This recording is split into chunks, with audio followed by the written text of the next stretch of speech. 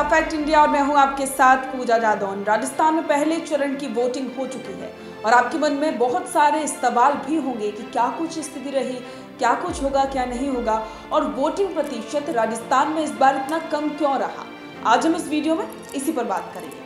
राजस्थान में पहले चरण के मतदान के बाद अब दूसरे चरण के मतदान की तैयारियां चल रही हैं। राजनीतिक पार्टियों के साथ निर्वाचन विभाग भी दूसरे चरण में मतदान प्रतिशत बढ़ाने पर जोर दे रहे हैं ताकि लोकतंत्र में ज्यादा से ज्यादा लोगों की भागीदारी सुनिश्चित हो सके।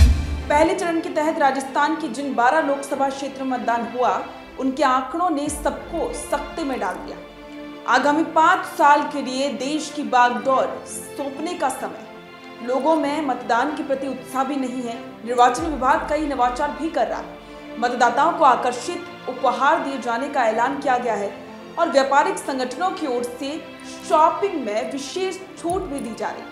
राजनीतिक दलों की ओर से बड़ी बड़ी चुनावी सभाएं की जा रही हैं, रोड शो निकाले जा रहे हैं। इसके बावजूद भी राजस्थान की 12 लोकसभा सीटों में मतदान प्रतिशत बढ़ने के बजाय घटा है।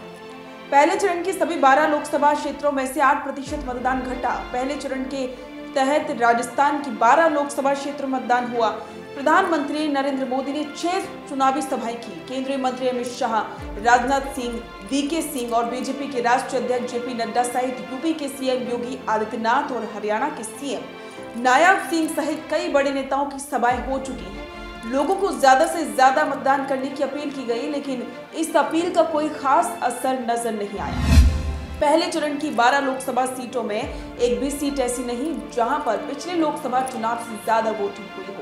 हैरानी की बात तो यह है कि फर्स्ट टाइम वोटर्स में भी मतदान के प्रति खास उत्साह नहीं देखा गया।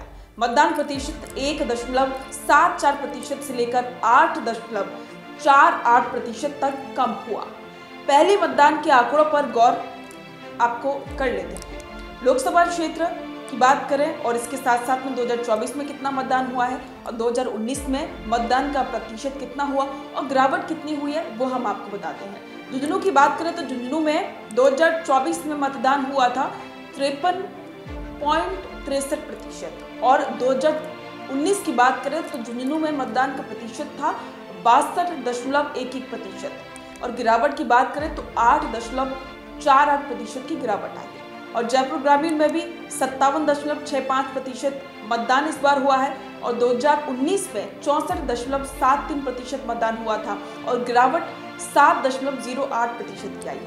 गंगानगर की बात करें तो गंगानगर में भी 67.21% का इस बार मतदान हुआ है। 2019 में 74.70% मतदान हुआ था और गिरावट की बात करें तो गिरावट 7.49% की आई है। अलवर में भी 60.61% मतदान हुआ है और इसके साथ ही 2019 में 67.37% मतदान हुआ था। 6.76% की गिरावट आई है।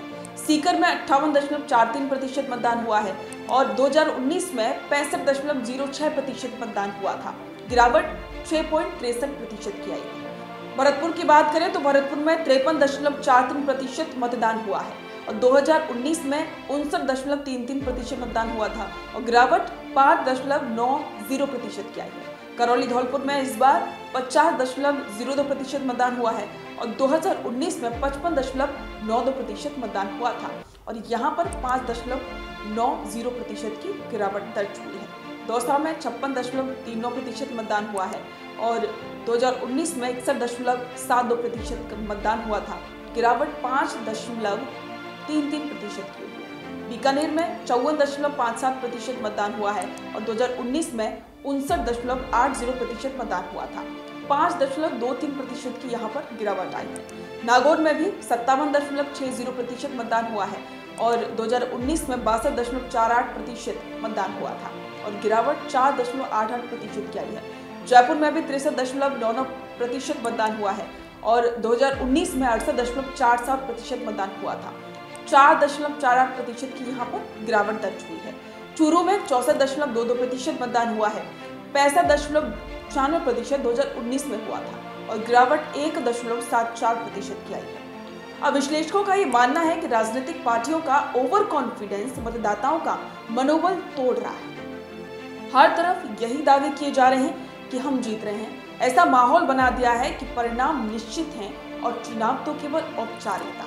पार्टियां पहले ही दावे कर रही हैं, चुनाव में उनकी जीत तो तय है, बस अंतर बढ़ाना है। दूसरा कारण ये भी माना जा रहा है कि इस बार के चुनाव में प्रत्याशियों को बहुत कम महत्व दिया जा रहा है। सिर्फ केंद्रीय नेताओं के चेहरों पर वोट मांगे जा रहे हैं। जब क्षेत्रीय नेताओं को कोई तवज्जो ही नहीं दी जा रही तो मतदाताओं में उत्साह कैसे बढ़ेगा। तो ये तमाम कारण रहे इस बार के लोकसभा के चुनाव में जो पहले चरण में वोटिंग हुई उसमें जो प्रतिशत गिरा है उसके।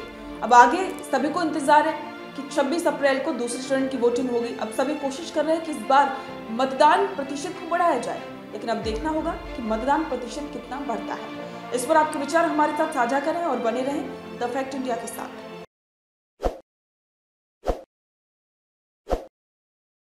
ताज़ा खबरों के लिए विजिट करें द फैक्ट इंडिया की वेबसाइट और डाउनलोड करें द फैक्ट इंडिया ऐप।